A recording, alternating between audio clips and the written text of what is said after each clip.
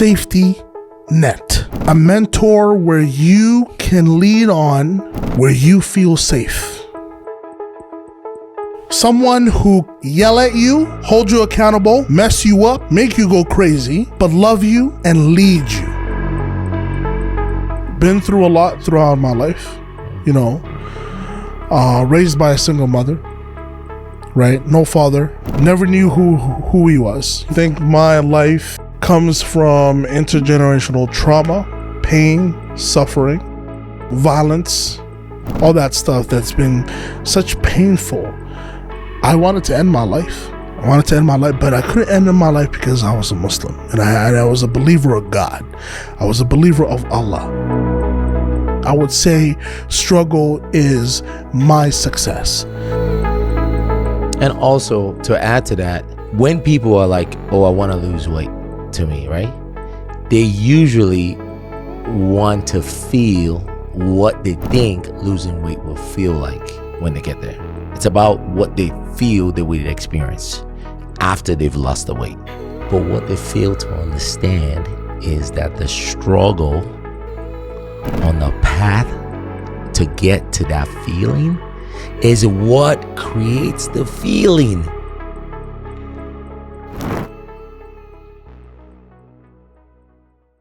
Hey guys, welcome to episode 4 of The Mind of a CEO.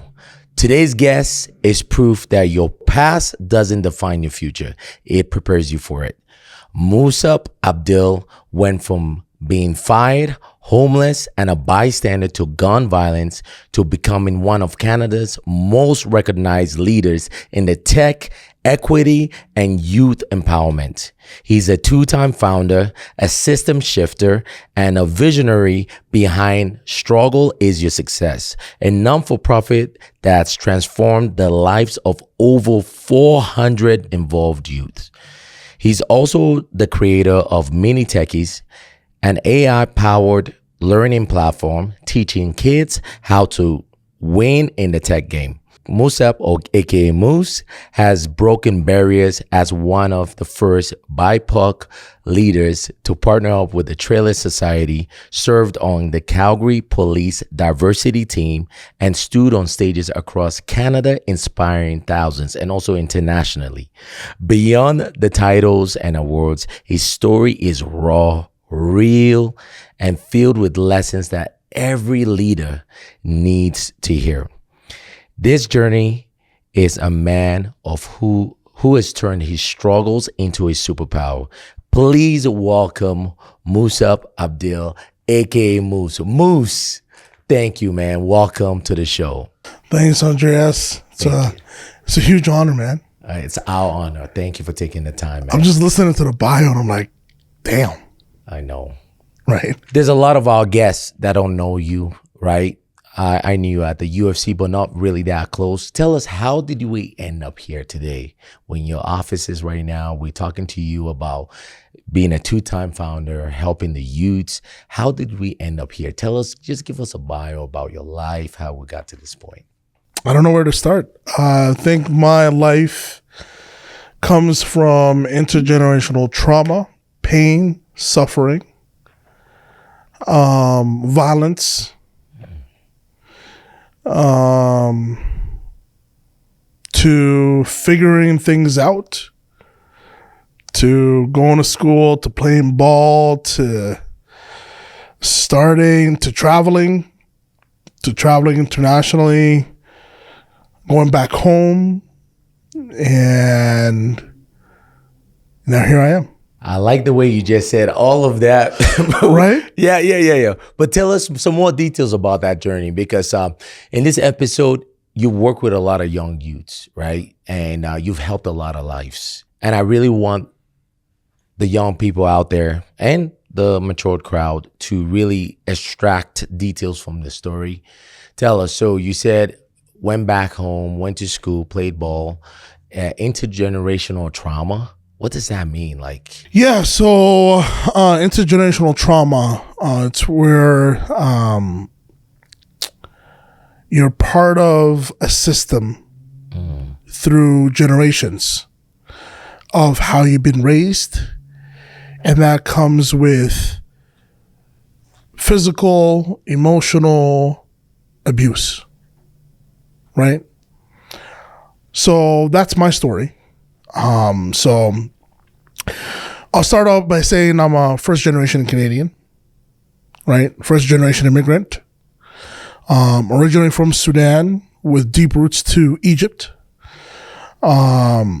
Divorced parents. You know, shout out to mom, shout out to dad. Shout out to mom. But yes, shout out to mom again. Yeah.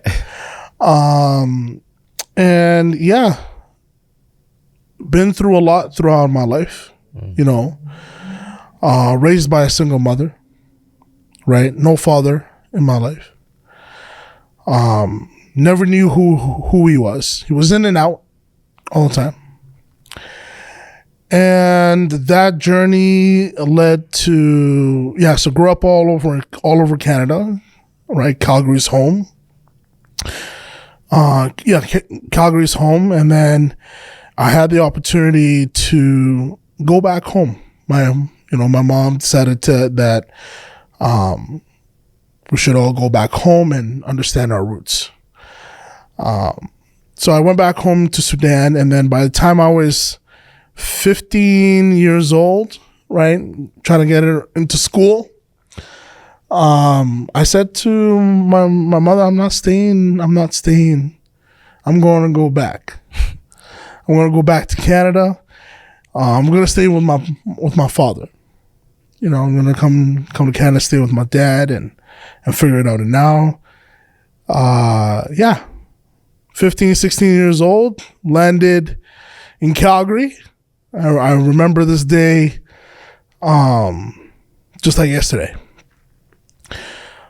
Landed in Calgary, Marlborough Mall, met my dad for the first time, and he was in the U.S., and then he came over, and we hit it off. And then that parent type of style of abuse of just trauma, you know, controlling, you know.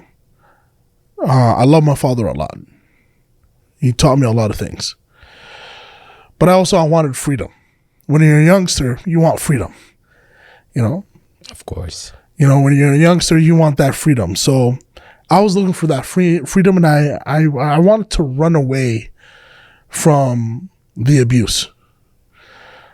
Can't speak too much to it, you know, but I would say physical abuse. Yeah, man, just a lot to unpack there. Of course. And then I got my saw, and then started playing basketball, you know, and then my first job was at McDonald's, Tim Hortons. Let's go. Right, and then I applied for. I finished high school back home, and then came here, applied for UFC, and tried to get in, and had an opportunity, but then I struggled multiple times, and I started playing ball, bro. Started playing ball, and then it was just so much pain and so much trauma that I was carrying. Did you know at the time? Did you know? I couldn't continue school.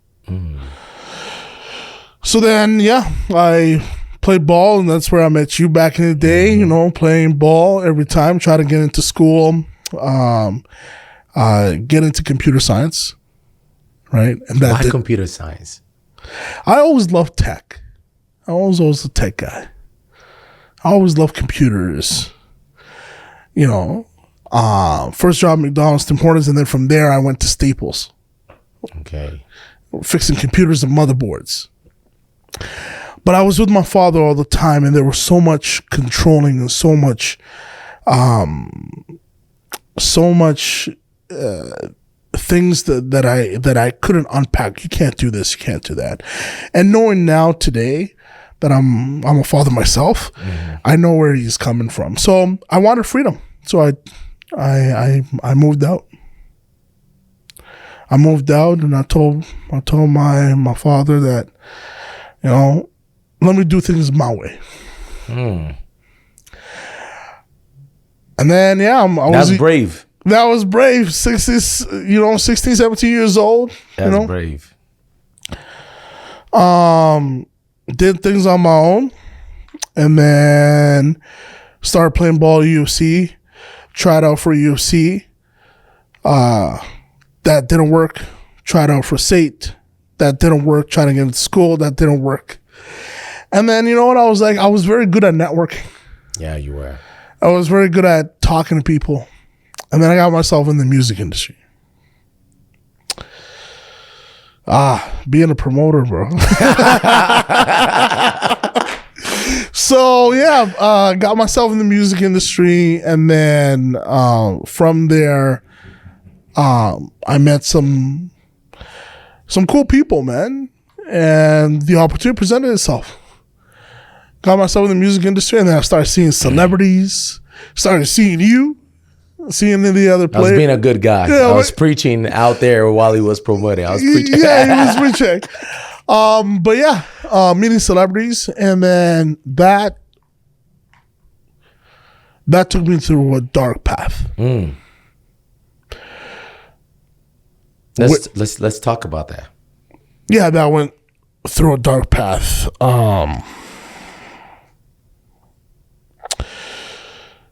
Being a promoter in the music industry is not easy. You always see different types of people, different types of personas, different types of personalities, and different type of communication styles. And then when you don't align,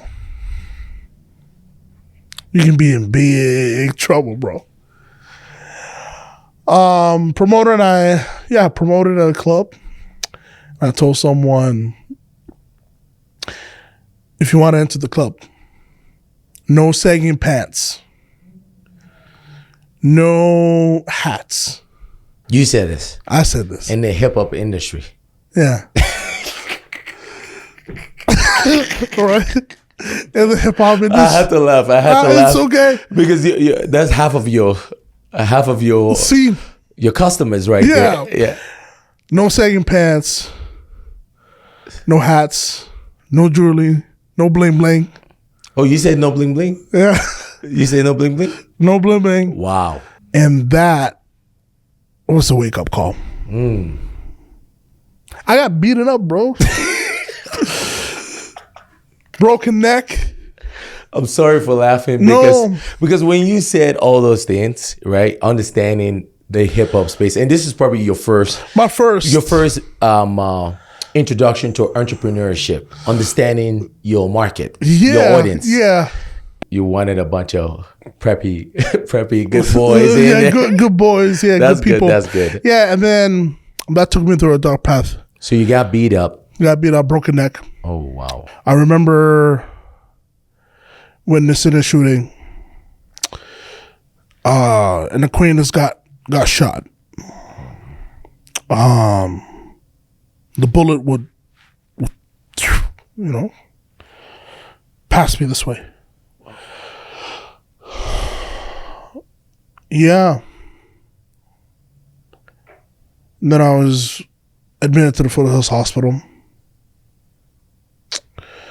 2 of my buddies, took me there. And, then my life changed forever. My life changed forever. Knowing that on that day, there was a mosque and there was a strip club at the same time. And you know when God, so I'm a Muslim, when God sends you something, he just doesn't send it. He sends it with a package, with a message. And that package and that message is who I am today.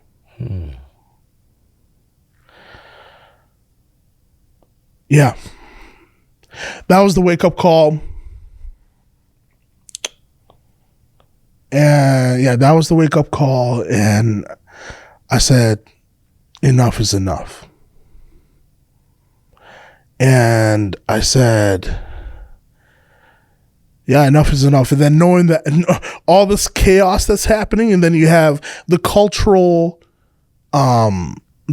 stigma, right? When you're part of a culture, and then you have your family back home, and then your son is part of this, your son is part of this, and it's kind of strange. And then you kind of let your family down. And my father was never around. It was two of my friends, Ahmed and Ahmed. And it's funny enough, my son is named Ahmed. Wow. And I named them after them. Of what they did to me in saving my life. So I wanted to write things down. I was like, enough is enough. I wanted to figure out what I wanted to do. So I started working in tech, Staples, then into Shaw. Got fired from Shaw. True story. Then worked in the oil and gas. And then moved to, my life was a chaos. And then two of my friends, they're like, hey, you know what? You need to go back home. I don't have a passport. I don't have this. And then they're like, we have it. I was like, you have my passport? Yeah, yeah. They gave me my passport, my Canadian passport, $500. This is back in 2013. I would remember. Yeah, 2013, 2014. And I went back home. Wow. But hey, you gotta go see your mom. I went to see my mom, bro. This was the most emotional. Yeah, it was the most emotional part of my life. Hugs and just meeting my mom, and she started like tapping me, making sure that, hey, that I'm alive. Wow. Stayed there for 2 years. While I was staying there, we're just going to back up a little bit because I don't, while I was playing basketball, I was very competitive. You know this. Yeah. Very hitting my fadeaway 3 points. The fadeaways. Yeah, the fadeaway. You remember the fadeaways, the hardcore fadeaways. I would end the game, and then while I was doing that multiple times, I would say, "Struggle is my success." Right, and then. During all this chaos, the shooting, the witness, the intergenerational trauma, my father, all that stuff that's been such painful, I wanted to end my life. But I couldn't end my life because I was a Muslim and I was a believer of God. I was a believer of Allah. Right? So that made me put myself together. Through a great friend, best friend, amazing. Don't want to say her name. She saved my life with the two Ahmeds, right? And she said to me, "Start an organization. The struggle is my success. Whatever you have, start an organization." And then I was back at the Foothills Hospital, locked up in a room. They were seeing a psychologist and a psychiatrist, and they're like, "You want to commit suicide? Don't do this." And I was like, "You guys don't know how to do your job." How did you end up back at Foothills? Yeah, because I just wanted to end my life. I had too much. Oh wow, it was that serious. Yeah, I just had too much. Too much of all the stuff that was going on. Yeah, when you're that young. You feel hopeless. Even with you believing in God. Even though you feel hopeless. So, yeah. And then, so that happened. And then, two of my buddies got me a ticket and went back home. Went back home, seeing my mom. Stayed about 2 years. And I'm in a third world country, no resources. You know, I'm used to the Western society. Yeah. I'm used to going to a library. I'm used to going, like, you know, meeting people, saying hi. You can't say hi that, you know. It wasn't, the culture was different. I would see youth back home. They would build businesses out of nothing.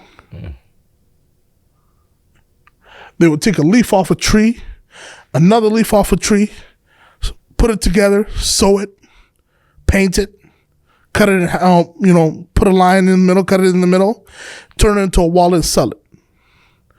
I looked at myself and I'm like, I am one privileged Canadian. I am one privileged Calgarian. Why is this not taught in Alberta? Why is it not taught in our city? Why? And then during that time, I was like, you know what? I told my mom, I was like, hey, let's. I have four siblings. I'm the oldest in the family. I said to them, let's start a new journey. Moved my whole family from Sudan to Canada, right? Moved to Ontario. It was my mom's decision. She's like, I don't want to go to Calgary, your dad and his friends, and I don't want to see people, you know? And I'm like, okay, cool, no problem. And then we moved to Ontario, knowing that I had responsibilities on my shoulder to carry a family. You know, they didn't speak English, struggled, all that stuff. I didn't have a job. Back again, worked at Tim Hortons in Ontario, Windsor, and then from there, everybody knew that I was back. They're like, the Moose is back in Calgary. The Moose is back in Canada. What is he doing in Ontario? And yeah, this was late 2016. 2016 we started the journey. And all of this, I was trying to figure out what struggle is my success was. Back home, there was this black diamond. Not black diamond, sorry, black rock. Okay. And this black rock was very shiny, right? And that is a symbol of one of my companies, the nonprofit is, which is the diamond in the rough, right?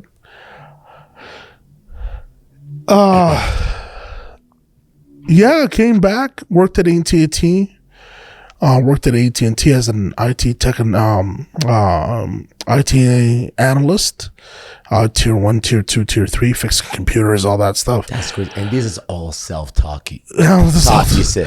This is all self-taught. That is incredible. Yeah. So fixing computers from motherboards to CRM to customer relationship management softwares to SaaS. SaaS to SAP to info. Yeah, I'm a guy who just like, self-taught. Couldn't get into school, man. Yeah. And then everybody knew me in school. Everybody knew me at SAIT. Everybody knew me at UFC. I would take a course and then fail a course and then get kicked out. It's just all of that pain. And then I came back to Calgary. Came back to Calgary in 2019. So from 2016 to 2018, I was in Ontario and I got married to a beautiful wife. Absolutely stunning. She's amazing. And she is my supporter. Amen to that. If it wasn't for her, I wouldn't be the man that I am today. So yeah, did that. And then I came back 2019. 2019.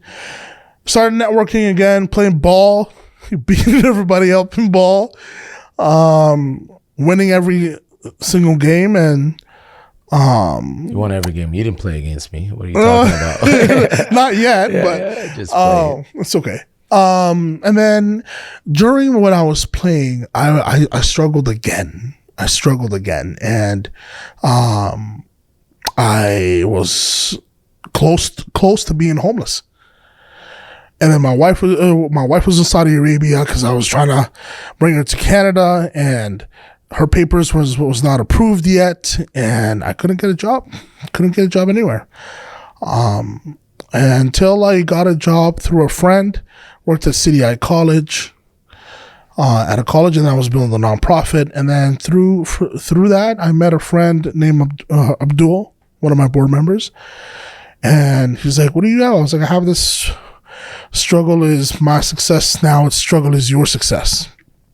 So I changed the mind to your because I wanted to, I wanted it to relate to people. I wanted it to become a message for people that your struggle is your success and pain is a good thing. And yeah, he came and did the branding and changed the black diamond, right? Which is then a symbol of the diamond in the rough. Yes. And how diamonds are created. Mm-hmm. And then he brought pressure. Yeah, and then pressure. We were created under pressure, under heat, under pain, and then eventually success comes out of it. So he brought another friend who supported us. And then we partnered with one of the largest nonprofits in Western Canada and currently in Calgary. And I quit my job. I went from a college to oil and gas. I got an opportunity in IT, and then I quit my job. And this was it was a blessing, because I was like, I'm being offered an opportunity to build my dream. So I partnered with another nonprofit, Trellis Society, great organization. They do incredible work here in our city. Could you tell us about the struggle is your success? Yeah. What is this organization all about? The non-for-profit. What do you guys focus on? So we partnered with another organization, and Struggle is Your Success is a registered nonprofit that focuses on entrepreneurial skills for the BIPOC community. So youth ages 14 to 25 who identify as Black, Indigenous, or people of color or minorities. We also serve all youth, but that is the main objective. The reason why is because we did a research, and throughout my journey, I did a research, and I found out that in my research, there's something called NEET, N-E-E-T, youth who are not employed, not in education, and not in training. So the rest is history, bro. And now here we are. Wow. That's crazy. That's what is 360 or 180, whatever you want to call it, because you went from, and now you're helping you of back in the day, before the promoter. That's incredible. All right. I got a few questions here, right? Yeah. And I love your story, and it's so unique, and I want to extract the gems, like creating a non-for-profit and then another company is not easy. So I want to understand, okay, what is the driving force right now behind your success? How long have you guys been doing this for now? And what is the driving force behind your success today? Absolutely. So one of the driving forces that we don't want to leave a youth behind. We don't want to leave a youth behind. If you have a dream, dreams do come true. Amen to that. That's it. Don't let anyone tell you that a dream cannot come to reality. It does not exist. You got something, it will come. I didn't know what Struggle is Your Success was 10 years ago, 12 years ago, but I knew I had a dream. Today, I'm living it. Wow. Not with I'm living it with impact, with generation impact. So that's the driving force. We don't want to leave a youth behind. We don't want to leave a youth who can't get a job. We don't want to leave a youth who can't get education. We don't want to leave a youth who can't get any type of training. If they have a talent or an idea, let's flip the script using the entrepreneurial lens to think as an entrepreneur and have the skills of an entrepreneur. Yes. And to use those skills to go back to school, to go back to education, and to go back to employment so you can raise capital to build your side hustle, and to get some sort of training, which is mentorship, through other people who have done it before you. If we do that, we're not just creating a sense of belonging. We're creating a sense of disruption within the ecosystem that youth are the leaders of today, and they will always will be. Wow. I felt the intensity just now when you were talking about just your dream. And I think it's such a great purpose that you're doing. You understand what I'm talking about? Like caring for the youth, showing them a way when they have a dream, they have a vision, and giving them the tools, the skills to make that come to fruition. You know, the connections, the mentorship. That's absolutely incredible. Now, having a dream is amazing. Having a purpose and everything that you're doing. How do you stay locked in on the mission when things get hard, bro? Because it must have not been easy. Going back to your why. Yes. Your why is, Simon Sinek said it best through his book. Your why is the reason and the ultimate driving force in everything that you do. The way you walk, the way you talk, the way you speak, the way you listen, the way you, everything. Everything that you do has a why. So for us, in our nonprofit, the youth have a why. And if they understand the value of the why, the value of it, nothing is stopping them from becoming not great,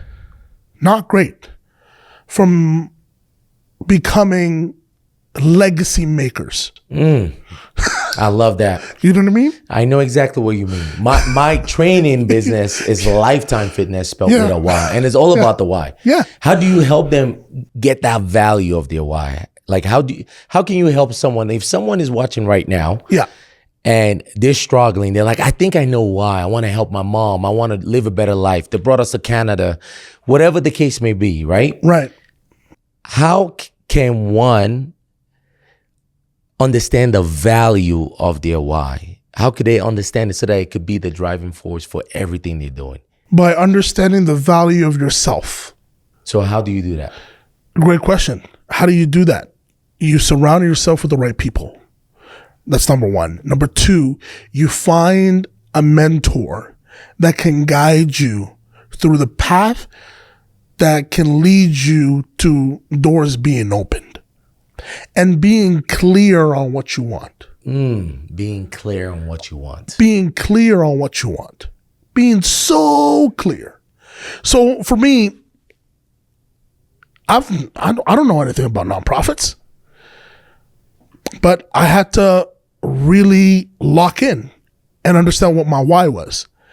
Thankful for the board members, Abdul, Tracy, or any of the board members who have guided us and guided me on circling back to the mission and circling back to the why.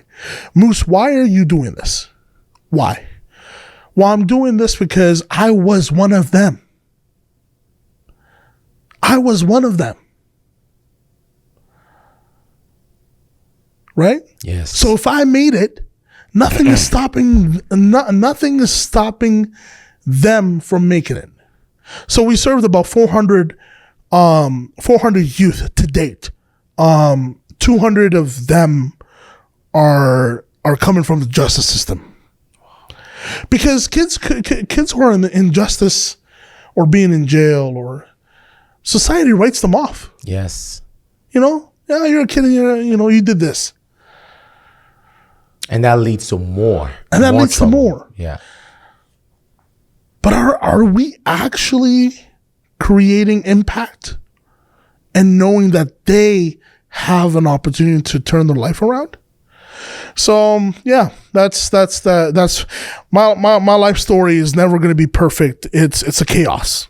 Go on, traveling up and down, here and there, losing friends here and there. That internal battle that you have, internal battle within yourself. Yeah. So that's why I don't talk about my story a lot. I kind of I just been, I've been through struggles. But I'll tell you this, I am a definition of struggle. I'll tell you that. Wow. Why do you say that? Huh? Why do you say that? Because anything comes my way, I can solve. That's something special about Moose. And I just got to take a moment to say this right now. When he talks about basketball too, right? You see this level of confidence you're hearing right now? This is what you would see on the court. Moose, in his head back in those days, probably believed he was as good as Kobe Bryant. Probably at that moment. But that confidence, I almost call it it's just that deep conviction in yourself is what you need to have as an entrepreneur. Like you said, struggles do happen, right? Now, this was a question I was going to ask them, but we're talking about it now. But how do you cultivate that belief in yourself like you have? What fuels that? I know you've spoken about your why, but how do you cultivate that self-belief, that conviction, to have that clarity, to reduce distraction? How do you do that? By checking yourself every single moment, every single hour, every single second. Checking yourself. What do you mean by checking yourself? I check myself every day. Every day. I check myself in, did I say something good today? Did I do something bad today? Did I operate? Is my thinking aligned? Did I hurt someone? Did I badmouth someone? Right? Holding that internal accountability within yourself. Checking yourself. I got to be careful with this one. I don't think the world understands on the importance of checking yourself. Everything. Where did you learn that from, checking yourself? Or when did you start applying that in your life? I'm curious about all of this because the name of the show is The Mind of a CEO. I'm trying to really understand the mind that takes a CEO or someone starting off a business to success. My friend Ahmed, my dear friend Ahmed, he's in Qatar right now. Mm-hmm. He said something to me that is very powerful. He said, everything that you see can be taken away from you. Everything that you see. Your business can be taken away. Your money can be taken away. Everything can be taken away.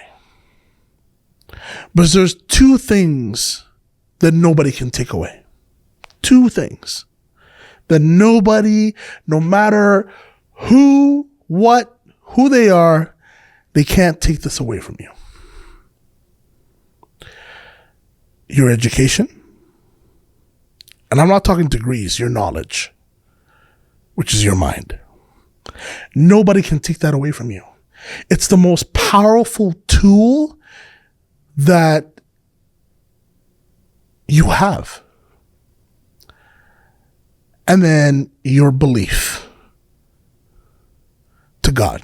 And that leads to my next question. Tell me. Go ahead. Okay? Those are the two things that nobody can take away from you.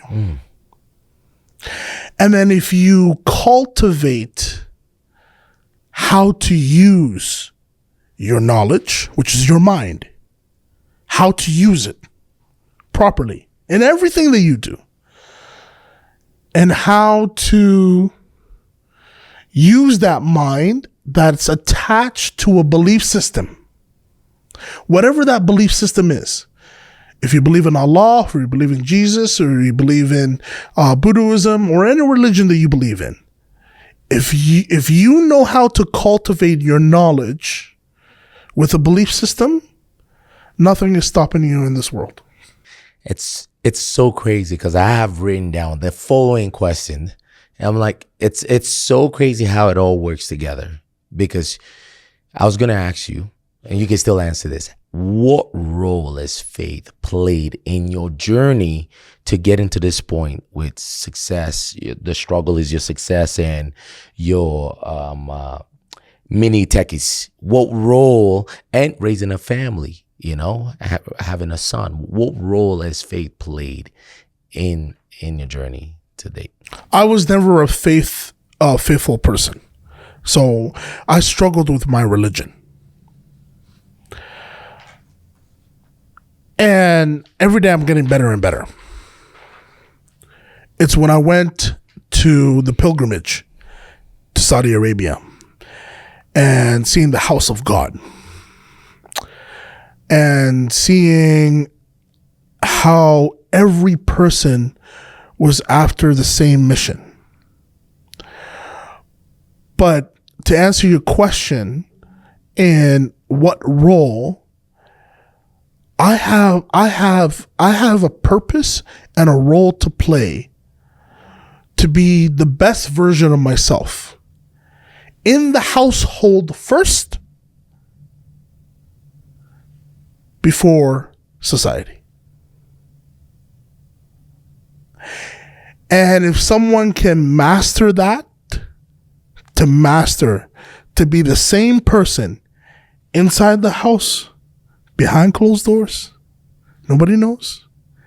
If you're able to articulate the same language, the same methodologies, the same impact inside the household, and then reverse it back, nothing is stopping you. Wow. I love this. And I learned this through my wife. She is a very religious person. Everything that she does is attached to God. That's so crazy. I find these conversations on this show I started like so fascinating, because it's to extract the principles from business and stuff, and it's just interesting to hear the power of faith in a man's life and how it leads most successful men believe in something, a higher power, a higher being, or religion, and also the power of having a strong woman behind you. Yeah, beside you. Yeah, like behind every man's success is a woman. Yes. Either a mother or their wife. Yeah. If it's either sister, a mother, a sister, or a spouse. Yeah. Their brains are different. They see things that men don't see. Yeah. You know what I mean? Yes. I would walk into the apartment. My wife said, like, "You had a bad day." I was like, "What?" I was like, "How did you know that I had a bad day?" And she's like, "You got rejected in funding." I'm like, damn. They just know. God has gifted them with that superpower. Intuition. Now, in terms of a mind of a CEO, CEOs, they think almost the same in terms of they're always go-getters. Right? And CEOs, they use the tactics of how women think. Steve, what's his name? Steve Harvey has a famous book. It's Think Like a Man. Think Like a Man. Steve Harvey, you just got free promotion right now. Contact my people. All right? Just contact us. Play. So you were saying the power of... Just the power of how a woman thinks. Yes. Can lead can help a lot in business. I love these principles because you help a lot of young youths.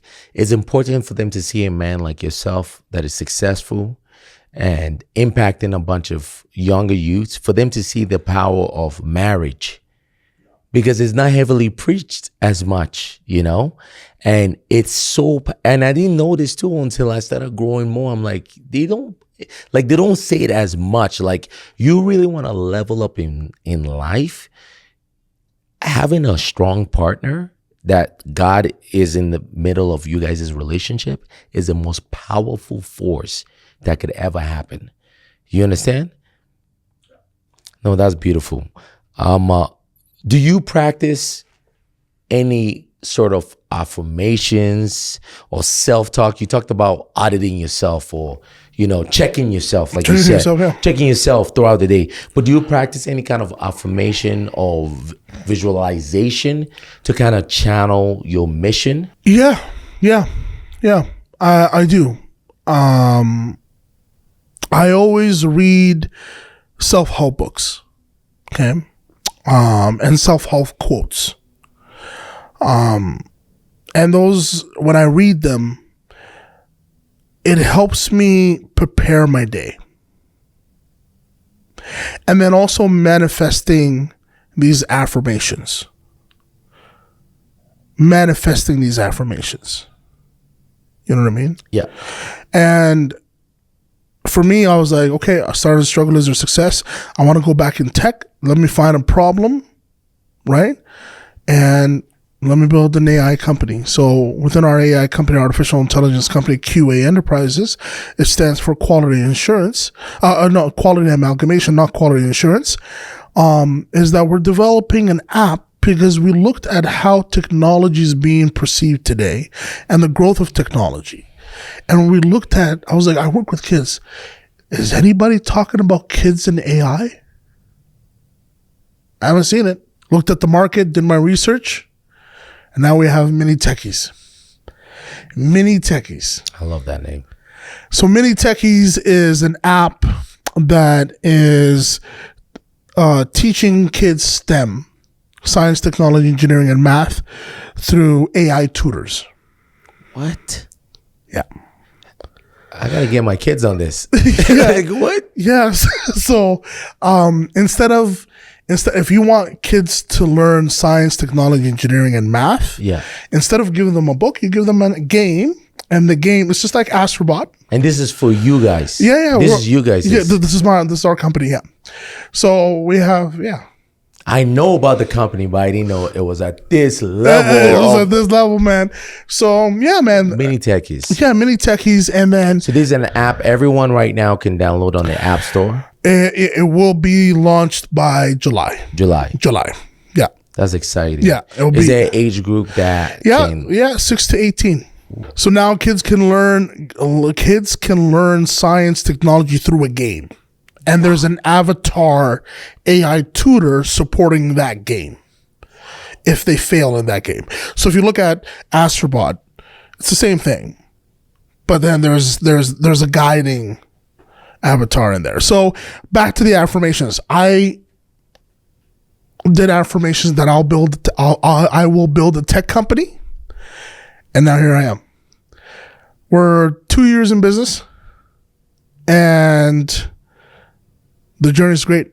I think when you talk about affirmations, I think it's very important to clarify more in that, because this is where a lot of people get lost, like the analytical thinking people.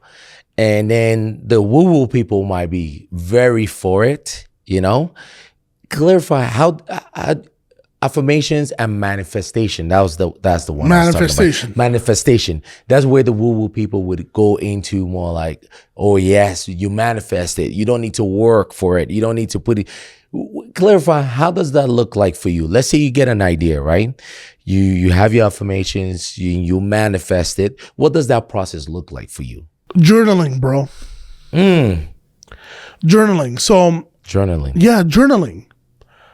I have pictures of creating this nonprofit 10 years ago. I have pictures and messages in my journaling that I will start a tech company when. I don't know when. 10 years ago. So journaling, I don't want to say people are journal like write everything down. Write what you feel, what you want down. Like don't journal like, oh, today I had a coffee with Andreas at 3 p.m. and then Beryl was sitting on the corner and the podcast was so emotional. That's not gonna get you anywhere. That's not gonna get you anywhere. But right? I learned something about Andreas. I learned something about Beryl. I learned something about Mike. And put 3 dots in each name and look, what did you learn? And use those learning affirmations and translate it to something that you want. That's the first time I've heard that kind of system. That's it. You do this daily? Daily. I'll show it to you after the podcast. Wow. What got you started in this? Great question. Harvard. I took a course called Design Thinking, Innovation and Design Thinking. That's what got me started. Innovation and design thinking. Innovation and design thinking. How to innovate and how to use design thinking principles to think outside of the box. Steve Jobs said it the best. Never, ever connect the dots forward. Connect the dots backwards. Which is a metaphor to experience, which is a metaphor to failure, which is a metaphor to what you want. So when you're connecting the 9 dots, connect them backwards. Never connect them forward. So I do this daily. Yes, I do daily. I read it just on my little remarkable that I have. I do it daily. Just quick, very quick, what I learned, what I'm going to do, and how it's going to translate to what I want. And if it happens, great. If it doesn't happen, you just keep working on it. It will happen. It will. It's just a matter of time. Wow. I think that's a common denominator with all the CEOs we've had so far. Journaling, checking yourself. Yeah. I love that. That's a big gem right there. And I've never heard that twist on anything before. I've never heard that twist. That's awesome.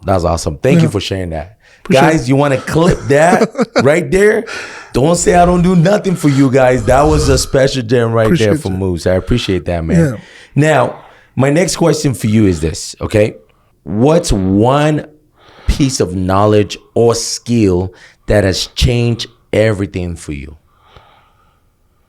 Because you talked about your friend saying 2 things people can't take away is like your knowledge, your information, your education, and your belief, right? Your belief. What is one knowledge or skill that has changed everything for you? Because you went from a party promoter, right? Getting shut out, getting beat up because you're telling guys to know where they're jailed, to a hip hop concert. What were you thinking? But now you're running 2 amazing companies. You are impacting the youth. You're educating the youth. You're doing God's work, bro. I appreciate you. What skill, what knowledge has changed everything for you? That's a very tough question, man. That's a very tough question. And I don't want to give you just an answer for people just to hear for the sake of the podcast. No, I don't want to do that. I appreciate that. How to accept pain, suffering, failure, working around the clock, pivoting, saying it's okay, making sure that you're willing to accept that you're not perfect. Nobody's perfect. Yeah, acceptance. Acceptance. That's a very hard skill to master, and I still have not mastered it, but it changed my life. I accept failure. I accept it's not working. I accept to move forward. I accept to work around the clock. I accept to work around it. I accept to shut it down and say goodbye. Sorry, bro. That is such a great, and I appreciate you for taking the time to think about that answer, because when you were saying it, what popped to my mind immediately was the 8 Mile thing that Eminem did. Eminem, yeah. Ooh. So Eminem. He said he accepted he was living in a trailer park with his mom. Oh yeah. He accepted it was a white boy rapping in a black rap battle. Yes. So it disarmed his opponent, because he was willing to accept, which led to his success in that battle. So you nailed it perfectly. So for businesses, if you're willing to accept your competitor, accept your competitor and use the method to work around your competitor and come with an open arm of collaboration. You won't disrupt. Hold up. You won't disrupt. You will dominate for sure. I think we can end the podcast right there. No, I'm playing. No, I'm playing. But yeah, like, think about it, man. Think about it. No, I know this, because acceptance leads to an ego death. Oh yeah. And it's so crazy, because in fitness, that is the biggest way, the best way to move forward. Because you got to accept the good, the bad, and the ugly. When you have acceptance, then you actually know where you can step from. When clients talk to me about how they're doing, how they're eating, if they know in acceptance that they went left when they should have gone right, we wouldn't even know the right steps to then take to get back on track. Yeah, acceptance with humility, man. Like with being humble. When something happens to you, something bad happens to you, it's a sign from God. It's a sign from God to set you up for the best version of yourself. You won't see it today. You will see it probably like 10 years or 20 years later. A good version, a good example is Malcolm X. Good example of that. Malcolm X, if people know the story of Malcolm X, he was in prison, sign from God. Look, he's a legend. He didn't see that it was coming, that he will be a legend. He didn't see that, but God prepared him for that. So when people say, I don't accept this money, I don't accept this, I don't accept this, I don't like my values don't allow me to accept. I would challenge that. My values don't allow me to accept. Why? Is it your ego too high? Yeah. Or are you chasing capitalism? And there's nothing wrong with that. And there's nothing wrong with that. Like, there's nothing wrong. But it goes back. Everybody thinks differently. Exactly. And everybody, operates different. I'm not here to tell people, oh, go the Moose way. I love what you're saying. Yeah, you don't have to go the Moose way, and don't follow me. I'm telling you right now. Find 3 things: your why, and then check yourself. Check yourself. And then get clarity on what you want. I can get clarity on what you want. You do those things. You're in a good path. You're in good arms. You're in good arms within yourself. And it's okay not to accept. If you don't accept, you don't have to accept. I don't accept everything, but I always reflect. Yes. Which is a part of acceptance. Which is a part of acceptance. You nailed it. I didn't think you would say that as a lesson. Acceptance. That is so profound to me. Like, it's so powerful. Appreciate you. Because it means a lot, you know, acceptance. That's what has been one thing that's changed everything for you. Yep. Acceptance. You said something also about pivoting. You accept when to pivot. Yeah, accept when. As a businessman, right? Yeah. You were running a non-for-profit. Yeah. You were running a club promoting business. Yeah. Well, I was a promoter, but I was. It's a business. Yeah. There you got jumped. Yeah. I'm still laughing that he told guys, don't. I'm sorry. Like, don't wear your chain. Don't wear your chain in here, man.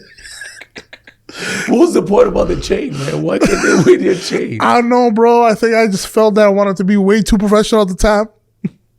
Look good, you know? Yeah, proper. Yeah. For a hip-hop concert. I love that. No. I was just laughing about it. I'm like, wow. I think I remember those days, too. You remember like, those? Everyone is like, you got to take your chain off. You go to a Musap's party, take your fake chain off. I love that. But you talked about pivoting, though. Yeah. And this is a very serious matter, though. When does an entrepreneur know when to pivot? And like they say, Kevin O'Leary from Shark Tank, he always says, take the idea to the shed and kill it. when does a entrepreneur know, okay, you know what, this idea is great, it's time to pivot or it's time to kill it? How do you make that decision yourself? Yeah, when your mentors are seeing something that you don't see, I think it's an opportunity for you to pivot. But also,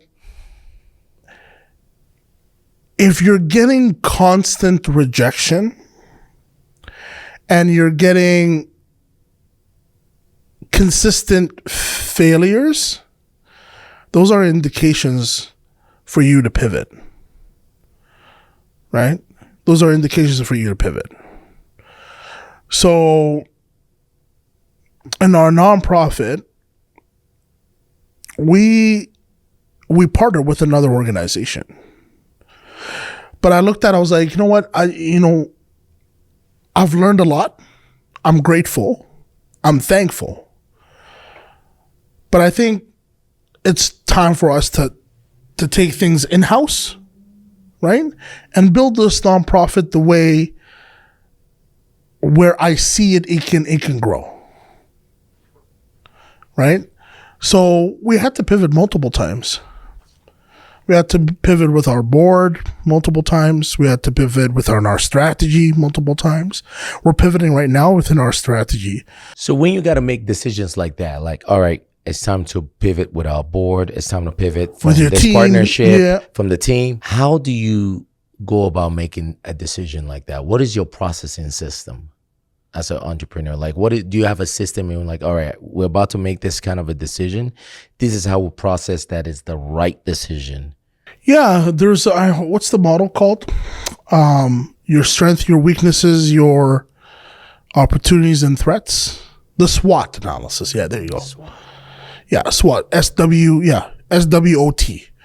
So strength, weaknesses, SWOT, opportunities and threats. When you understand what your strengths are, what you're good at, and then also understand what's your weaknesses, and if your weaknesses outweigh your strength, then you have to pivot. You have no choice. And then your threats. If your threats outweigh your opportunities, then you have to pivot. 100% you have to pivot. But we'll say through the SWOT analysis, your strengths are high, and then your opportunities are high. But you're weak on your customers. You're weak. You're not. The business is good. It's making money, but there's not a lot of customers in there. So all you need to do is get an SEO, search engine optimization, get on Google, get lead generation. Get awareness, do a podcast. Bring that, podcast, business, whatever, do events. to get that. But if your weaknesses are very, very high and your threats are very, very high in the market, and then you have too many competitors, you have to pivot. Either you pivot or you shut down, you kill it and start something new. So an example in QA Enterprises, Quality Amalgamation is an AI company. When we first started in November 2022, 10 days before ChatGPT was launched, we wanted to become the AI company for the Middle East, right? For the Middle East, for Saudi Arabia, for Dubai, for the Middle East. It did not go well because we didn't have the infrastructure, right? And then my partners in Arizona, Ahmed and Ahmed, one in Chicago, one in Arizona. When we looked at the business, business plan, we said, you know what? Let's talk about AI. Let's talk about the kids in AI, but also let's talk about consultancy within North America. When we did our research, we found there's value in what we're doing. And then the company it didn't grow, but we're on a path to grow. I love that. It sounds so simple, but I love the simplicity of that, using the SWOT analysis to base your decision when to pivot, your strength, your weaknesses, your opportunity, and your threat. And if that is such a great point, and if your strengths and opportunities are really high, right? You just need to attract more, find ways, lead in, SEO. I love the simplicity of it. The simplicity is there. It's easy to say. It's incredibly hard to do. So, why is that? Huh? Why is it incredible? Because, people, again, different personalities, different personas, different characteristics, and not everyone thinks the same. So again, when you're building a team, you have to figure out the people who trust the leader, right? Who trust and understands that they're putting the path forward. When Steve Jobs got fired from from Apple, the company went down because people thought that, hey, he's not the right person. They brought him back. 20 years later, Sam Altman from OpenAI got fired from his own company. They brought him back. So again, it comes down to trusting the leader and trusting the person who is the vision, who understands the vision and understands the mission. Because it goes back to what my friend said. My friend, nobody can take anything away from you. They can only take your knowledge. They cannot take your knowledge. No, they cannot take your knowledge. And they cannot take your belief system. Those are the two things. And great CEOs and great leaders have strong knowledge and a strong belief system. Yes. You talked about trusting the leader. How does a CEO, a leader, entrepreneur, founder, whoever that's leading a team, how do they create that belief in themselves and also in their team to believe? Do you understand what I'm trying to say? Because you said when they believe, right? That's when they follow in the levels that we're talking about, right? But how does a CEO do that? How do you do that for your team? How do they keep believing in your mission? One thing, one tactic. Zero micromanaging. Don't micromanage. Micromanaging was back in the day, my guy. Back in the day. Don't micromanage. When you don't when you're not in a situation you're micromanaging your team and you trust your team with your business, they will trust you. Again, easy to do. Easy to say. Easy to say, hard to do. How do you police them then? How do you keep the standards? How do you? Because it's your baby. Yeah, it's your baby. So you're not gonna like this. Okay. I don't know, but this is me. I came through a podcast, the CEO of NVIDIA. And the CEO of NVIDIA said he has zero firing policy. He doesn't like to fire people.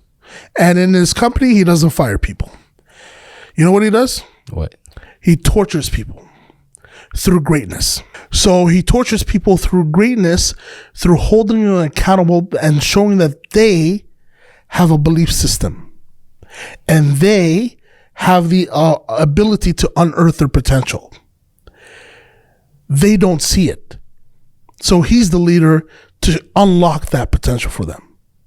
Once you do that and give them that they trust themselves first, checking their self first, then it's easy to police them and hold them to accountable within the business. So they either step up to that greatness that you've seen them, or they're gonna quit. You gotta quit. Then you don't have to fire them. That's such an interesting concept, but I love it. You dropping gems, bro. You dropping gems, and I like the way your brain operates, because you see things in a very simplistic system, but that's what you have to do. Yeah, and I think I wanna adapt the same system within. But I don't want to fire people, bro. Yeah. No. Nobody likes that. Nobody likes that. No. But hey, I'll hold them accountable, like, you know. You've built platforms like your mini tech. This is such launching in July. You said July. Guys, stay tuned for it. All the parents, let's get our kids on this. Like, as soon as it's lunch, my oldest is getting on this. Like, he loves tech. I'll let you know. This is incredible stuff. You've built great companies, right? How important? And you talked about the course you did. How important is creative thinking in solving real world problems? It's everything. Being creative is everything. What do you say to the entrepreneur right now that is like, you know what? I've been grinding on my business. I'm losing creativity. How do they regain that creativity again? And that stretch, that movement, that mobility in their mind? Self-educate yourself. Go take a course. University of Calgary has some of them. Harvard has, Stanford has some of them. Go, figure out, take a course. $500 is not going to break your bank. It's not going to break your bank. Self-educate yourself and understand the importance of innovation. How to innovate. How can you be different? I've been criticized a lot. They're like, struggle is your success. We don't, the name. I don't want to struggle. Why? And I'm like, you should change the name. You should give it a Canadian name. You should rebrand and I've been thinking about it. But I was like, you know what? No, I'm not gonna do that, because in university you struggle for 4 years to get your degree. Most of us do. Yeah. When you're building your business, you struggle to build your business, and you're in more struggles when your business launch. Yes. And then the notorious B.I.G., or the rapper, rest in peace, he said about more money, more problems. Struggle is your success, is a way of thinking to understand that you will be struggling for a very, very long time, but there's a light at the end of the tunnel. But even when there's a light at the end of the tunnel and you succeed, keep in mind that there is problems that you're going to face, and there is challenges that you're going to face, and have that method that you're ready for it. And also, to add to that, I think about things from like the fitness side of things, because that's my wheelhouse, right? When people are like, oh, I want to lose weight, to me, right? They usually want to feel what they think losing weight will feel like when they get there. It's about what they feel they will experience after they've lost the weight. But what they fail to understand is that the struggle on the path to get to that feeling is what creates the feeling. What creates the feeling? Like your company, the struggle is your success. The struggle is the success. It is. Because by solving that problem that's creating a struggle, that is what is the successful feeling that we all want. Absolutely. Like I'm going through it myself, my health journey, right? I know that I'm going to struggle. And I know that I need to lose weight. And am I working on it? Yes, I am. Yes, you are. Am I on a path for it? Yes. Yes. Do I want to lose weight in the next 2 months? Possibly not. I want to be I like that. Possibly not. Yeah, possibly not. I want to be the rabbit. I want to be the turtle, not the rabbit. Amen to that. I want to be the turtle, not the rabbit. Best strategy. It's the best strategy.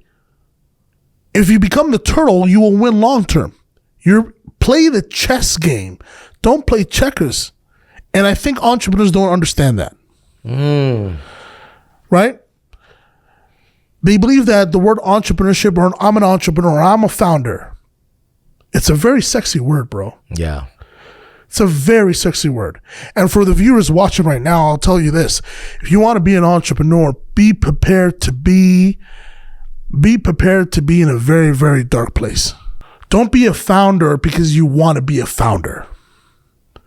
Be a founder because you founded something that can solve real problems. So for struggle is your success, we're not teaching entrepreneurship for every kid or any kid. We made it very specific. At-risk youth. Kids who are struggling. Give me those kids. You know? So I'm not saying the ones who are doing great don't deserve it. They also deserve it. But don't be an entrepreneur for the sake of being entrepreneurial or for the sake of founding. I love the way you said it. Be prepared to be in a very dark place. Oh, yeah. Because you realize you have to unpack your childhood to achieve the success that you want. You have to go through that struggle. Oh, yeah. Bro, you're dropping so much jam. I actually I'm loving this conversation so much because you speaking, and I think you're just in that phase right now, in that headspace that you just, like you said, acceptance. Yeah, man. Like, so you're speaking the truth. Speaking the truth, I'm big, I'm fat, got big belly. I get it, you know. It look good on you though. You know, it look good on me. But hey, man, like you make it look good. You make me want to have a big belly too. But hey, man, I'm on that path to resiliency. Yes, you are. And I'm on that path that hey, I'm a definition of what. I'm a definition of struggle and success. Yes, exactly. Both. Like you said. And we'll do another podcast in a year time and the viewers will see what's up. Yes, 100%. And we're in the process of taking those turtle steps, right? Those small turtle steps. There's turtle steps. Awesome. Now, how do you go from vision to execution in your companies? Like you said, right? You wrote it down 10 years ago. You're in the non-for-profit space, right? Struggle is your success. And then you're like, let's help out-risk youth and educate them. Let's also educate them, empower them, all that stuff. You started Mini Tech. How do you go from there? All right, I'm thinking about this as entrepreneurs, right? And people that want to start companies and create businesses, right? We always have ideas. There's always something lingering up there like, oh, here's a problem. Let me create a solution. How do you go from thinking about it to execution mode? Or within your companies, you're like, all right, we want to implement this new strategy or we want to create the app now, from the website to the app. How do you go from like, it's a thought or now it's executed? Just do it, man. Like, there's nothing, I don't want to give you another method or something that I learned or something. Just do it. Why do you think most people don't do it? They're in fear. They don't do it because they're in fear. Let's go back to the in fear. Because I was there. I was there in specific aspect of my life, right? What is your advice to those people watching right now? Because I wish someone said something that would move me past my fear back then. Mine was by the grace of God that I got over that fear and still working through it. What is your advice to the people watching right now that when you said that they're in fear, it triggered them on the chair or on their phone watching it. They're like, ugh, I felt that inside. Like when you told me about LinkedIn earlier today.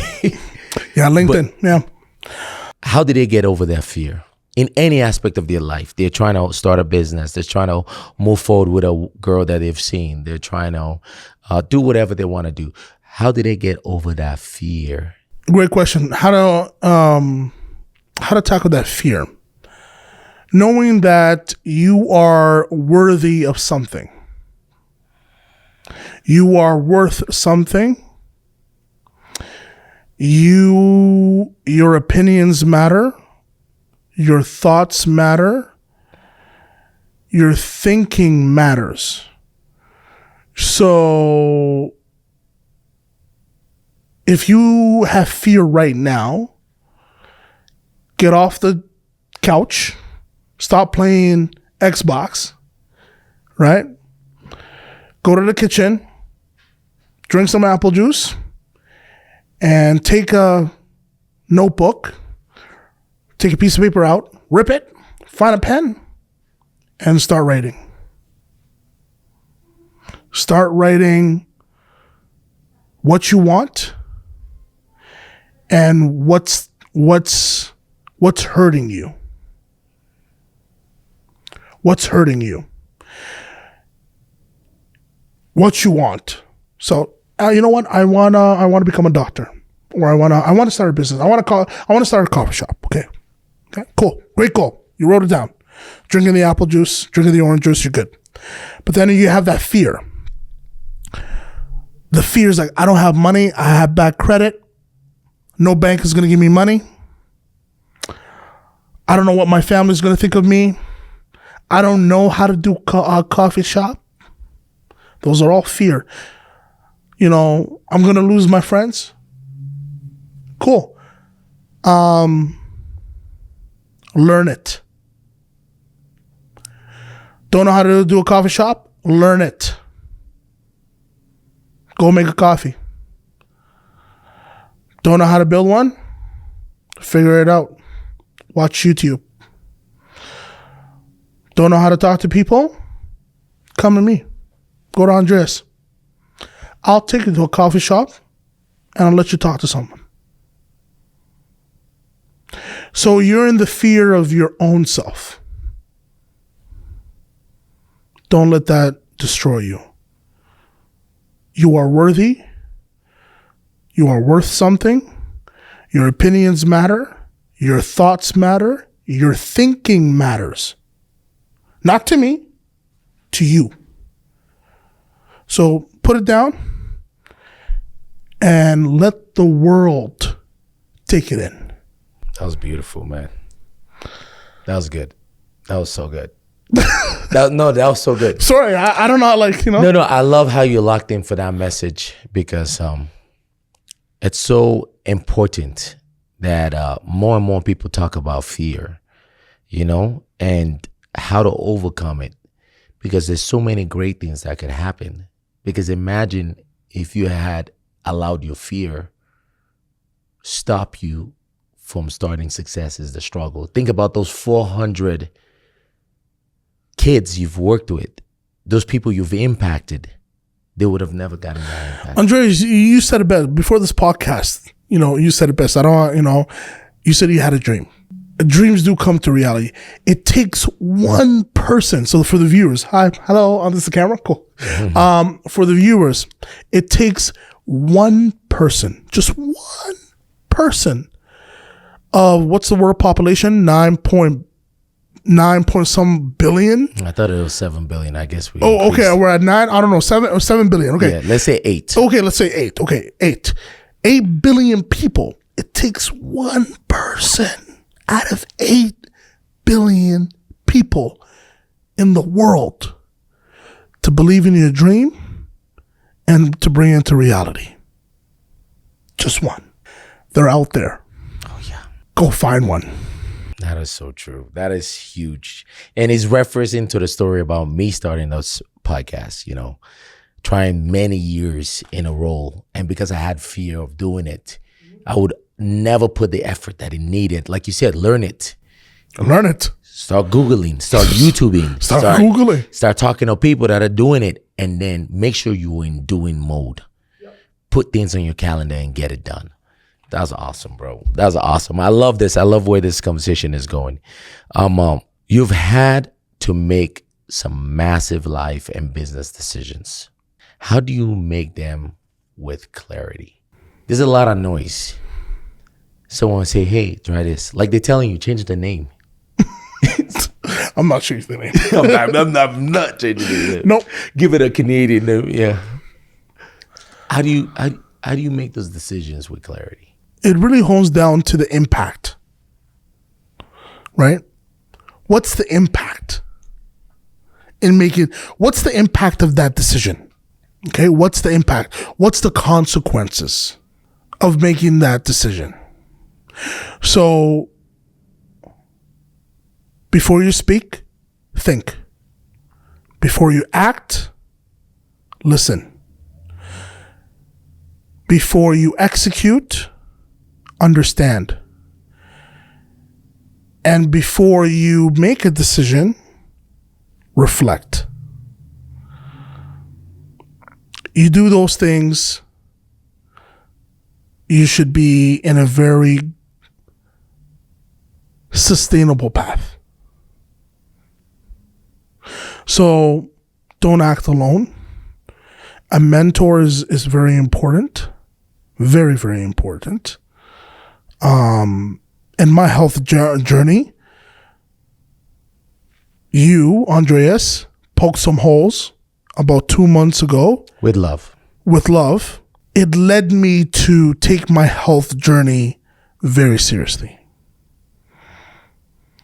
So for the viewers, he made me cry. No, I didn't make him cry. But in a good in a good way. But you know, men do cry and it's okay. It's okay. And yeah. So listen and be observant in everything that you do. I love this, bro. I can't say that enough. It's just when I can, because I'm a believer of God, man. And like when I can hear God is using someone, it moves me inside, like in my heart, and it brings the purpose of why we're doing this right now. You know, like you can change someone's life from this conversation. Someone could watch this, and the next moves that's gonna help millions of people could be birthed from this conversation right here. Absolutely. How did you keep going when others could have quit? Like, you went back to Sudan. Your whole family came to Ontario. Windsor, you said. Yeah. How you didn't get into bad stuff in Windsor, only God knows. And then you moved to Calgary, where the old crowd that knows you as a party promoter, right, are here. There were bad crowds around. There were many things that could have pulled you left, pulled you right.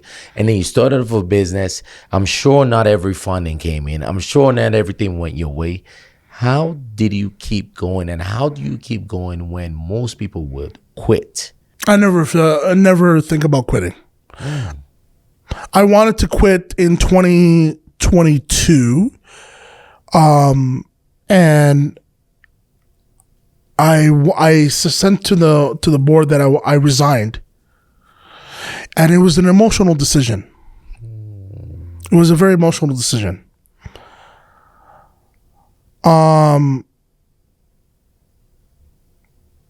Talking through a couple of mentors and a couple of leaders, and I looked at it, I was like, I'm a man on a mission.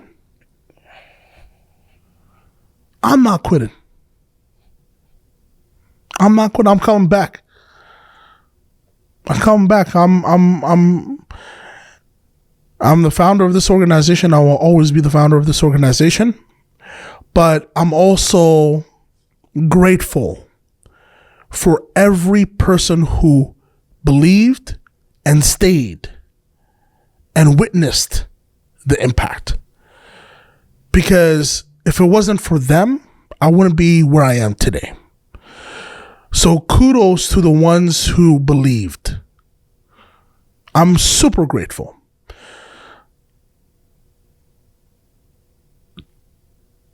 don't let the noise disrupt you. Again, I said it before and I'll say it again. You are worthy of something. Your voice matters. Your thinking matters. Your opinions matters. You are the creation of yourself. You are the creation of what you want to solve. Don't let anyone tell you otherwise. So why would you quit? So Kobe Bryant said, haters are a good problem to have. They don't hate the good ones. They hate the great ones. LeBron James, Kobe Bryant, all of the great ones. And great ones are legacy makers. Jordan. So, yeah. All of them. Those are celebrities. Locals. Andreas. Myself. Beryl. Mike. Edom. Great ones. Great leaders. Great people. People who are making generation impact. It's not about the money. It's all about the impact. You've talked a lot about mentors, and I know we're winding down right at this point. Yeah, we're winding down. But I want to extract some few gems before I let you go here. Okay. You've talked a lot about mentors. I reach out to my mentor, or I. First of all, two-part questions. How does one go about finding the right mentor for yourself? And two, three-part question. Could you outgrow a mentorship relationship? Absolutely not. And the last one is how do you trust that you get in the right? Because the reason why I say this is you could be getting mentorship from someone in your industry, right? And they're doing what you want to do. When do you become their competitor? Andreas, it comes down to two words. Two words about mentorship and finding the right mentor. Two words.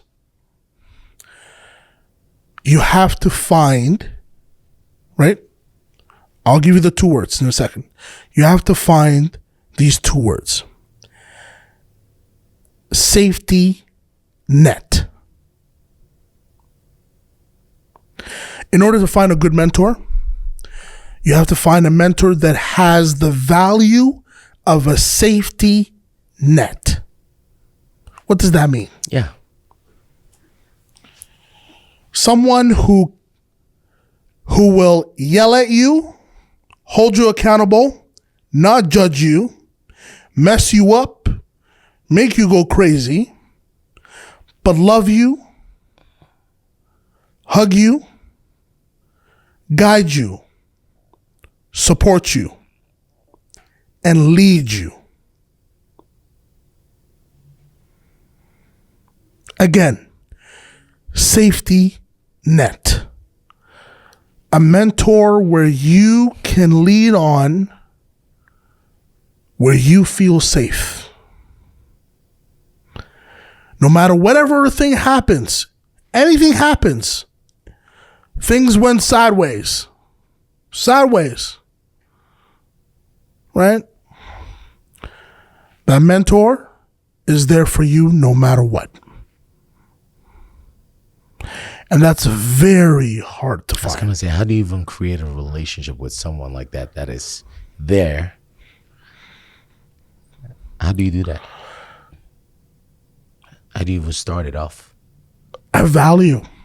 Finding the values, understanding that there's a value system, the same values align, and your values align, and he's been through that path. He's been through that path. Yeah.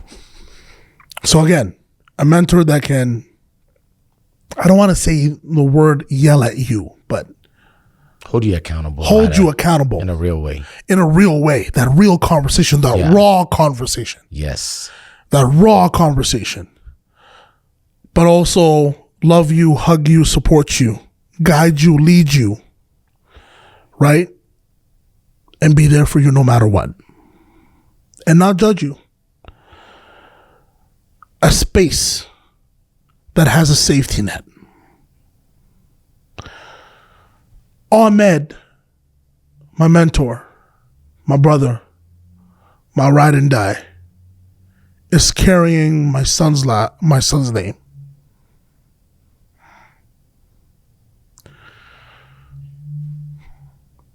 We don't talk. He's in another world country. I don't talk to him every day. But I know the moment I see him, we pick up where we left off. That's it.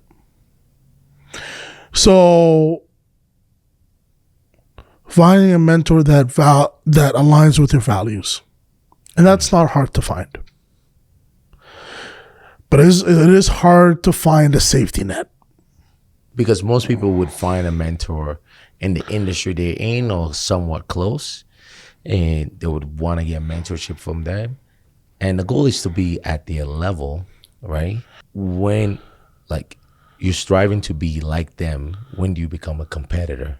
If you become a competitor and I'm your mentor, if I'm not happy for you and you're not giving me 2%, 2%. Then what's the I point? like the way you slid that 2% No, in there. 2%. Yeah. So light work. A mentor should not look at a mentee that is on the path of succeeding. The funny thing is, I've never even thought about that scenario before. But it happens. But it just literally came to me just now. And I was like, I want to ask someone that's ahead in business. It happens all the time. It happens all the time. Interesting. So mentors are there for the growth of a person. You're always moving with a lot of energy. Like, you talk about your health situation a lot, but I don't notice it because you're so vibrant and have so much energy and passion and drive. And when you talk, I'm like, man, if you lose weight, golly, you're good. Like, we're not going to be able to handle you because you have so much energy, so much drive, so much passion, so vibrant. How do you channel that personal drive into your business and community impact? Like, what is your, like, how do you bring that to the table? Being authentic, bro. Being authentic. Being acceptance. I keep thinking about that word. Being authentic. I love that, man. Just being real, man. Don't be someone that you're not. And I was in those situations before. I wanted being someone that you're not. Yeah, I wanted to be someone that I was not. I wanted to be perceived differently. Like Kobe Bryant. Like Kobe Bryant. Like you went up, yeah. Like Kobe Bryant. But just being real and checking yourself. And then everybody is in a growth phase. Nobody's perfect. Yes. Everybody's in a growth phase. Nobody's perfect. I got a random question that just popped up in my head, and I'm curious to know what you think about this. Sure. Because you're big into tech, you're big into AI. How soon do you think before the robots take over? Great question, yeah. How soon since the robot takes over? Bro, it's already happening, man. It's already happening. Self-driving cars are already happening. Robots are already happening. Self-made kitchens are already in place in California. So self-made kitchens. So there's a kitchen that makes food for you, like a stove makes food for you. That's already happening. So we're in the near future, bro. We're in the near future. We're in the technology phase. But is there fear of like the AI taking out humans? No. So I said this literally yesterday. I was on a panel. AI is not going to take your job away. Not about taking the job away. I mean, like, taking over humans? Yes. No. There has to be a human element. Because who's going to maintain the robots? Who's going to maintain the algorithms and the data sets and the data engineering that feeds these robots? right? The quantum computing, the computer lead generation that's happening within these AI models. Who's going to lead that? Right? So there's always a human element, and it's created by humans. Keep understanding that AI has been around since the 1950s. AI, artificial intelligence, has been around since the 1950s, created by a human. So there's always going to be a human element to it. Is it dangerous? Absolutely, 100%. It's very dangerous. It's very dangerous. AI is very dangerous. We have to understand the risks, modalities of how dangerous artificial intelligence is. But that's for another podcast. I know. I'm very curious about it. I just had to sneak that one in there. Sure. You face real fears, violence, homelessness, yes, right? Rejection. Yes. Bullets passing you by, going to the hospital. What's your process for overcoming fear, turning into power? Like you've talked about people breaking fears, right? What was your process for overcoming? Like you talked about your trauma, all that stuff, and you turn it into your power, like your success, like your struggle is your success. What is your process of turning your struggle into your success? 3 things, bro. My mentor, my wife. No, let me restart that. God, my mentor, my wife. I like that. You should probably put your wife after God, just because she's gonna watch this. Did I say that right? Yeah. You said God, my mentor, my wife. Oh, whoops, sorry. Yeah. So God, my wife, my I'm mentor. looking out for you. I want to make sure you can sleep in the bedroom tonight. So yeah, God, my wife, my mentor. Yeah. So God, my wife. I love you dearly. And then my mentor. Well, this is good. I'm dying because I paused. You're like, I gotta get this right. I gotta sleep on the bed tonight. Yeah. Oh.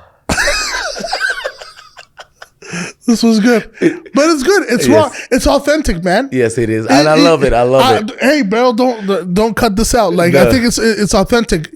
You know, yeah, 100%. God. Me going to the pilgrimage in 2019 and see the House of God in Saudi Arabia was a true change maker. I try to go every year. Every year. Yeah, every year. I thought they said when you go, you have to there's a process for you to go. Yeah, there's a process, but we go every year. So there's Hajj, where, people go every year and do the pilgrimage. I tried to. This year is one of them, hopefully, inshallah. And then my wife, she's a big supporter, a great leader in the house and out of the house. And a great mother to my son, and then my mentor, my mentor and my old friends, that I love them from the bottom of my heart.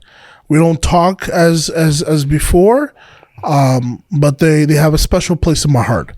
But also, I'm grateful for the board of directors, the team, the board chair, of the nonprofit, and then the 2 incredible partners in Arizona and Chicago, Ahmed and Ahmed. They're such a great individuals. These are the guys that also took you to the hospital. No, these are two new Ahmeds. So, wow, what a coincidence! The name Ahmed. Yeah. So. Yeah. And your son is named Ahmed. Yeah, my son's name Ahmed. That's incredible. Yeah. So, all right, before we close it off, first of all, I've loved this conversation so much, and I knew I would because of just the authenticity that you have, the impact you're going for, the kind of man you are. And I just want the viewers, if you could tell them, how could they help your mission? With your non-for-profit, how could we, there are people like, oh, I want to get involved. I want to be a mentor for one of the youths. I would like to donate into your organization, or even your mini tech. I want to be an investor in this. Is this something that we can buy stock? Is this something that we can invest in, get in a part of the movement? Just tell them so that they can be a part of your movement, because Yeah. I believe in your mission, by the way. Yeah, just so you know. yeah, absolutely. In the nonprofit, yes, where you can donate, but it's more than donations, right? We like when you donate, we want you to come to become a judge in our programs, and then also be a mentor for these youth. So we have 3 cohorts happening this month and next month. We try to do cohorts every quarter. What is a cohort? Like a program. Okay. So 5 weeks, 5 sessions, 5 weeks through the program. So come and witness the program, and then your donation goes a long way. If it's $1 or $10,000 or $1,000, it goes a long way. These funds don't go to the organization. These funds go to these kids. These kids don't have laptops. They don't have Chromebooks. They don't have not just the technical piece of it, but they don't have the basic needs where they need to see a therapist, or they need to see a psychologist, or they need to see a mentor, or they want to get into these programs, right? So, yeah. How can the viewers do that? Like, they go on your website? Yeah, so you can go. Yeah, people can go on our website, www.sys.ca, and you can hit donate, custom donation, right? So we have 3 tiers. You can do a custom donation from 0 to 5,000, and then our second tier is from 5,000 to 10,000, and then our highest tier goes from 10 to whatever custom amount. And then you have the option as a donor to donate the way where you want these funds to go, but mostly it goes to the kids. It goes to the kids for food, for materials and supplies, and building their entrepreneurial dreams, and supporting them to go back to school and back to employment. That's on the nonprofit side. On the QA enterprises side, Mini Techies, yes, we're launching the app in July. It will be downloadable on Google, on Android, and on iOS available. And then we're seeking investment. Yes, we are seeking investment because we want to build Mini Techies at a larger platform where the AI absorbs the curriculum, any type of curriculum where it turns into a game for these kids. Filmmaking can turn into a game, and through gamified learning. We are seeking for investment. So please reach out to www.qaenterprises.com. And then, somebody will reach out, either Ahmed in Arizona can reach out to you, or Ahmed Medani will reach out to you in Chicago. Yeah. So he's our technical partner, and I'm here. I'm more than happy to have a conversation. So, yeah. That's awesome, bro. And we got to go support that movement. We got to support everything you do. And I love it because it's all about impact and helping the future. Yeah, the future, yeah. If you could leave us with one message, okay? And I always ask every guest this, and I want you to sit and think about this and think about yourself, okay? And helping someone out there that's like, you know what? I want to do something impactful like that. I've always had a dream. I've had a vision. What is that message you could give us? If you want to create impact, okay? 3 things, okay? And I'll leave you with this. Follow who you are, okay? So follow it, okay? Believe in who you are, okay? Believe it, and then make it happen. So what's the method? Follow it, believe it, make it happen. What's inside of it? Follow who you are, believe in who you are, and make it happen. That's it. I love it. Moose, thank you so much, brother. Thanks. We appreciate your time. Thank you. Thank you, brother.